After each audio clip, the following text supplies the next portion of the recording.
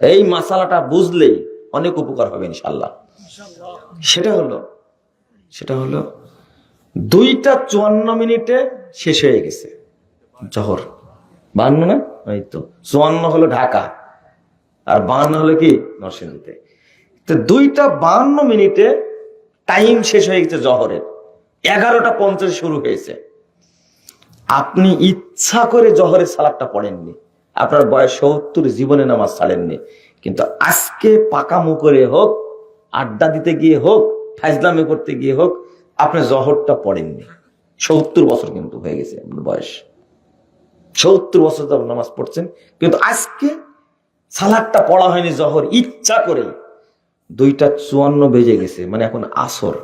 বলেন তো আপনার হুকুম কি? এখন কি করবেন আপনি? যা বলবেন সেটাই বলেন, যা জানেন। কি করবেন এখন? তওবা। তারপরে কি? কাজা। কি পড়বেন? জহর আগে পড়বেন, তারপরে কি?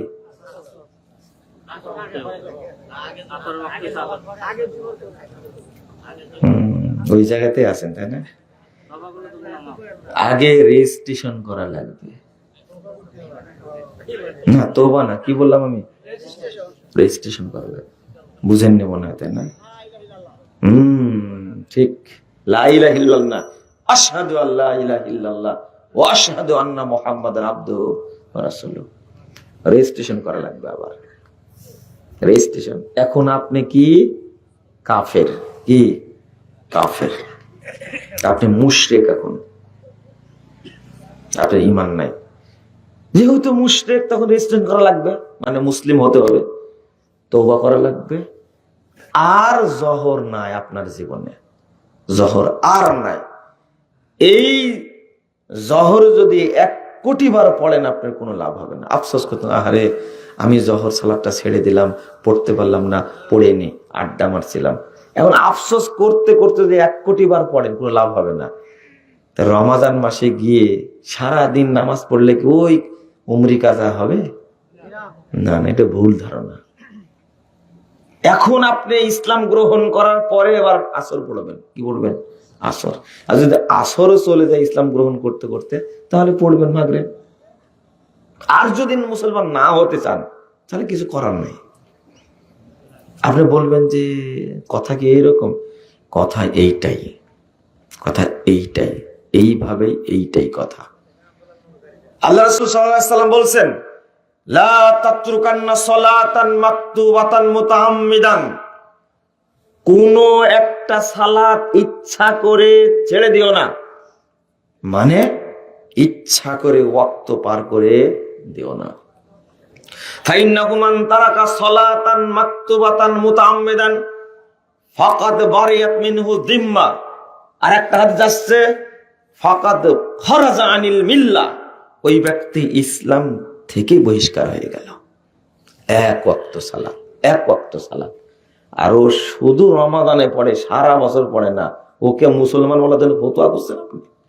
আপনি এক জাহেল, আপনি একটা নাদান, আপনি একটা দুশমন ইসলামের, বড় দুশমন আপনি।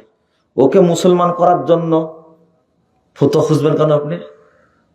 এটা সিয়াম না, এটা যাকাত না, এটা হজ না, এটা কি? সালাত। এমন একটা ইবাদত, বাঁচার কোনো পথ নাই। আপনি যদি চিন্তা করেন যে আমি মুসলিম হই,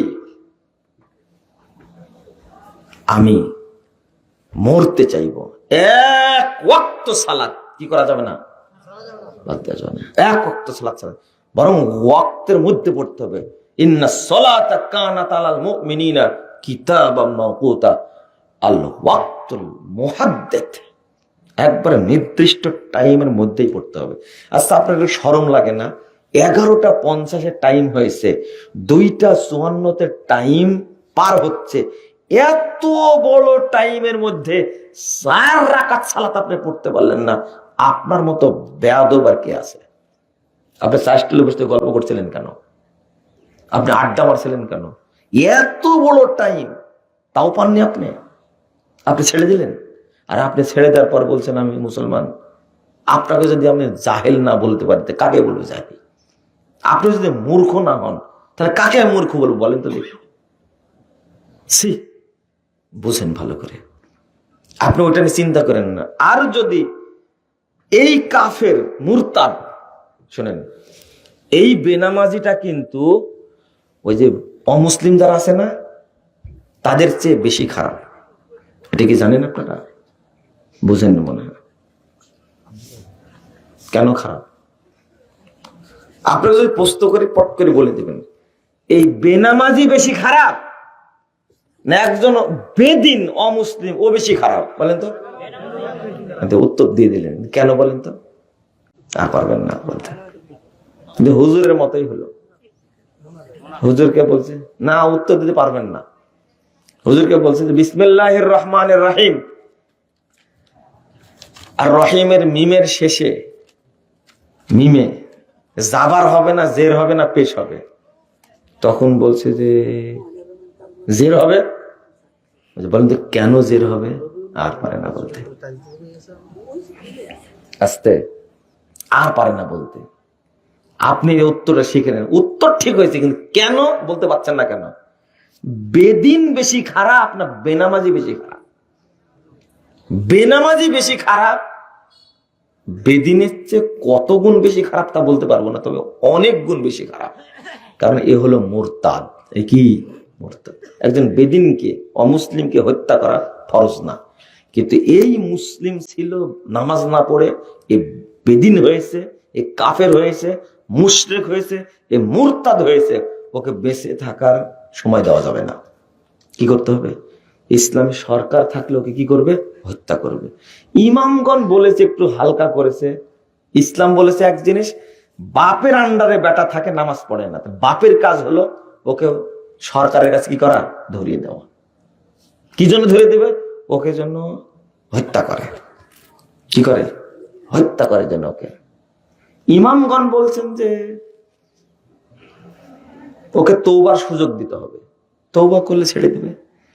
আর কেউ বলছেন জেলখানায় রেখে নসিহত করতে হবে, একসময় মেরে ফেলে দিতে হবে। কথা বুঝেননি? কিন্তু ইসলাম এগুলো বলেনি। কি বলেছে? মুরতাদ, ও মুরতাদ, ওকে হত্যা করা লাগবে। ইমামগণের কথা সম্মান করি, ঠিক আছে, ওকে জেলখানায় রাখেন, ওয়াজ নসিহত করেন, যদি ভালো হয় নামাজ পড়লে ছেড়ে দেন, না হলে কি করতে হবে? মেরে ফেলতে হবে। আচ্ছা, যদি মেরে না ফেলে, এদিক শোনেন, যদি মেরে না ফেলা হয়, মুসলিম সরকার যদি না হয়, আপনি নিঃসন্দেহে জানছেন আমি একটা হত্যার যোগ্য অপরাধী, তাই না? মনে করেন একজন লোক বিবাহিত জিনা করে, একজন মহিলা বিবাহিতা কি করে? জিনা করে। বলেন তো তার শাস্তিটা কি? কেউ জানতে পেল না, কেউ জানতে পেল না, কেউ জানতে পেল না। শাস্তি গোপনে থাকলো, কিন্তু শাস্তি যে তারা হতো, ওকে বুক পর্যন্ত পুঁতে দিয়ে চারিদিক থেকে মুসলিমরা পাথর মেরে মেরে মেরে মাথাটা চৌচির করে দিয়ে হত্যা করবে। একবারে না, ব্রাশ ফায়ার করে না, ফাঁসি দিয়েও না, কি করে? চারিদিক থেকে পাথর মারবে, মারতে মারতে মারতে মারতে যখন দেখলো মাথার কিছুই নাই, তখন ছেড়ে দিতে হবে, মরে গেছে নিশ্চিত। এই জেনাকারী জানে আমার শাস্তি এটা, না মারুক তাকে কেউ, গোপন থাক, শাস্তি যে এটা, এতে কোনো সন্দেহ আছে? এই শাস্তি কি পৃথিবীর কোন আইন বাতিল করতে পারবে? কোনোদিন পারবে না। এটা আল্লাহর আইন। কার? আল্লাহর। এইভাবে থাকবে। তাহলে আপনার বোঝা উচিত, এই জেনাকারীর বোঝা উচিত, তাহলে এই পাপের শাস্তি দুনিয়াতে কত জটিল, কত জটিল, কত জটিল। তাহলে পরকালীন শাস্তি কত জটিল হতে পারে। একজন বেনামাজি জেনে রাখুক অন্তত, এটা ইসলামিক দেশ না, মুসলিম রাষ্ট্র, কিন্তু ইসলামী রাষ্ট্র না এটা। তা জেনে রাখুক, জেনে রাখুক বেনামাজিরা, আমার এখনকার শাস্তি হলো কি? মৃত্যুদণ্ড। আমার এখনকার শাস্তি মৃত্যুদণ্ড। তাহলে এই অবস্থায় মরলে কাফের, আর এই কাফের কোনোদিন জাহান্নাম থেকে বের হতে পারবে না। অন্তত জেনে রাখুক। তো আমি আপনাদেরকে যেটা বলতে গেছিলাম ওই জায়গায় আবার চলে যাই। মনে আছে কোন জায়গায় গেছিলাম? বলেন তো কোন জায়গায় থেকে শুরু করেছিলাম? অ্যাকাউন্ট মনে আছে? তারপরে বলছিলাম যে ইমানই নাইতে ভাঙবে কি, তাই না? হ্যাঁ, এখান থেকে ভিতরে গেছিলাম। যে লোকটা জীবনে ওযু করেনি তার ওযু ভাঙবে? হ্যাঁ,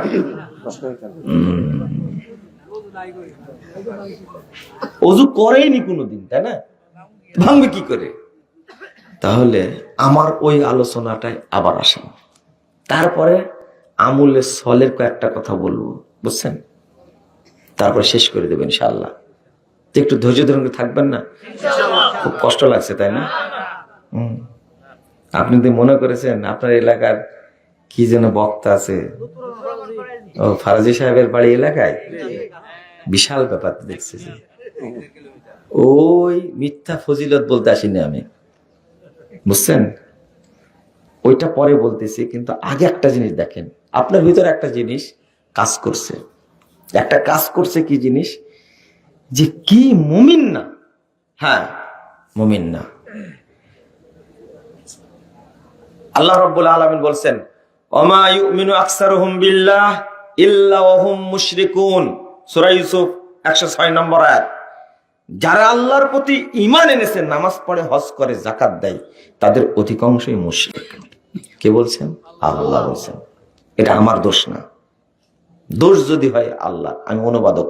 আল্লাহ বলছেন ওমা ইউমিনু আকসারুহুম বিল্লাহ ইল্লা ওয়া হুম মুশরিকুন। যারা ঈমান এনেছে আল্লাহর প্রতি, আল্লাহকে বিশ্বাস করে, নামাজ পড়ে, রোজা রাখে, হজ করে, যাকাত দেয়, তাদের অধিকাংশ কি? মুশরিক। একটু মিলায় দেখেন তো আপনাদের সাথে মিলে কিনা। 2 নম্বর 8 নম্বর আয়াত সূরা 7 নম্বর আয়াত সূরা রোম। আল্লাহ বলেছেন ওয়া ইন্না কাসীরাম মিনান নাস বিলিকাই রাব্বিহিম লাকাফিরুন। অধিকাংশ মানুষ আল্লাহর সাথে সাক্ষাৎ করবে কাফের হয়ে। কি হয়ে? কাফের হয়ে। কাফের হয়ে সাক্ষাৎ করবে। রবকে চিনে কিন্তু কাফের। ঈমান আনছে আল্লাহর প্রতি, আল্লাহকে বিশ্বাস করে, হজ করে, নামাজ পড়ে, কিন্তু কি? কাফের। আপনি বলছেন যে তাই, চলেন এবার আপনার দাবিটা খণ্ডন করি। রাসূল সাল্লাল্লাহু আলাইহি ওয়াসাল্লাম বলছেন ইয়াতি আলান নাসে জামান, মানুষের সামনে একটা যুগ আসবে, একটা সময় আসবে, একটা টাইম আসবে, ইয়াসতামিউনা ওয়া ইয়াসাল্লুনা ফিল মাসাজিদ, লোকেরা দলে দলে মসজিদে যাবে, সালাত আদায় করবে, মসজিদ ভর্তি থাকবে। এই তো বাইতুস সাবির মসজিদে খুতবা দিতে আসলেই দেখি ভর্তি মসজিদ, জায়গা হয় না। বাংলাদেশের সব মসজিদে জুমার দিন দেখবেন লোক ধরে না। কিন্তু পরের বাক্যটা হলো ওয়ালাইসা ফীহিম মুমিন, কোন মসজিদে একজন ইমানদার পাবে না। কি আছে? মুসল্লি আছে, বাট বেঈমান। সব কি? বেঈমান। এবার হলো, মিলল? এটা কোরআনের আয়াত বললাম, হাদিস বললাম, তাও কানে ঢোকে না আপনার, আপনি বুঝতে চান না। শুধু সালাত পড়ে কিন্তু কি নাই? ঈমান নাই। এরা কারা? এরাই কাফের, এরাই মুশরিক, এরাই মুনাফিক। আমি বুঝাই দিই, মুমিন না কিন্তু মুসল্লি। বলেন তো, ঈমান ছাড়া সালাত পড়লে কবুল হওয়ার সম্ভাবনা আছে? কেউ যদি 1000 বছর নামাজ পড়ে ওযু ছাড়া, কয় ওয়াক্ত কবুল হবে? কারণ তাহাজ্জুদটা ওযু ছাড়া পড়লে হবে না, জানাজা হবে না। ভালো করে দেখেন, কোনোভাবে হওয়ানো যায় কিনা দেখেন তো। ঠিক ঈমানবিহীন যদি কেউ ইবাদত করে, কোন ইবাদত করে, কবুল হবে? এটাই অ্যাকাউন্ট, এটাই কি? অ্যাকাউন্ট। এটা আল্লাহর নবী বলছেন, আল্লাহ বলছেন, কিভাবে মিলে যাচ্ছে দেখেন তো। তাও তো বিশ্বাস করেন না। ঈমান এতটা মর্যাদাপূর্ণ, এতটা সম্মানী জিনিস, এতটা দামি জিনিস, ঈমান এতটা লজ্জাশীল জিনিস, একটু ছোঁয়া লাগলে আউট, একটু ছোঁয়া লাগলে কি? আউট। যেমন যেমন রাসূল সাল্লাল্লাহু আলাইহি ওয়াসাল্লাম বলছেন, হাদিসগুলো শুনেন, লা ইয়াস্তামিউ ফি আবদি কলবি আবদিন আল ঈমানু ওয়াল হাসাদ, 3110 নম্বর হাদিস, নাসাইর মধ্যে এসেছে। রাসূল সাল্লাল্লাহু আলাইহি ওয়াসাল্লাম বলছেন, কোন বান্দার অন্তরে দুইটা জিনিস এক জায়গায় হয় না, হিংসা এবং ঈমান। যার অন্তরে হিংসা আছে তার অন্তরে কি নাই? ঈমান। ঈমান কত মর্যাদা বলে, সি তোর কাছে নাই, তুই হিংসুক, আমি নাই। বুঝেন মনে কথাটা? আল্লাহ রাসূল পরে হাদিসটাতে বলছেন, লা ইয়াজতামিআনি ফি কলবি আবদিন আল ঈমান ওয়াশ শুহর। যার অন্তরে কৃপণতা আছে তার অন্তরে কি নাই? ঈমান নাই।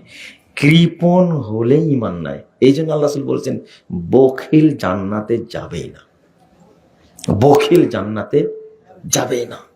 শোনেন শোনেন, আমি এই হাদিসটা অনুবাদ করাতে কে কে মনে করলেন মনে এখন দান চাইবে? বুঝেননি কথা? আমি দান চাইবো না, কিন্তু এই হাদিসটা অনুবাদ করার সাথে সাথে আপনারা কে কে মনে করলেন যে মনে হয় এখন মসজিদের জন্য দান চাইবে? শুনে বলার দরকার না, হাত তোলার দরকার না। যদি কেউ এরকম মনে করে থাকেন তাহলে আমি বলে গেলাম একটা মুনাফিক। আপনি মুনাফিক তো সাধারণ মুনাফিক না, বলার সাথে সাথে যদি ভিতরে ঢোকে এখন মনে হয় দান চাইবে, আপনি একটা মুনাফিক। মুনাফিক সাধারণ মুনাফিক না, মোটামুটি একটা পাকা একটা মুনাফিক আর কি। তাহলে এত তাহলে ধরার কথা না। হাসেন না কিন্তু, আমি কাউকে হাত তুলতে বলিনি। কেউ যদি খালি মনে হয় আপনার মধ্যে কথা, তাহলে আপনি মুনাফিক মনে করে রাখবেন। এটা আমি কোরআনের আয়াত দিয়ে হাদিস দিয়ে শুধু এই বিষয়ের উপর একদিন খুতবা দিয়েছি। ইমাম সাহেব বক্তব্য দিচ্ছেন সাদকার, তা আপনি বলছেন আর কোনো বক্তব্য পাইনি, শুধু সাদকার ওয়াজ করতে হবে। আপনি একদিন আব্দুল্লাহ বিন উবাইর চাচাতো ভাই, একটা মুনাফিক একটা আপনি। যাক, আমি ওটা বলতে চাইনি, আল্লাহ মাফ করুক আমাকে।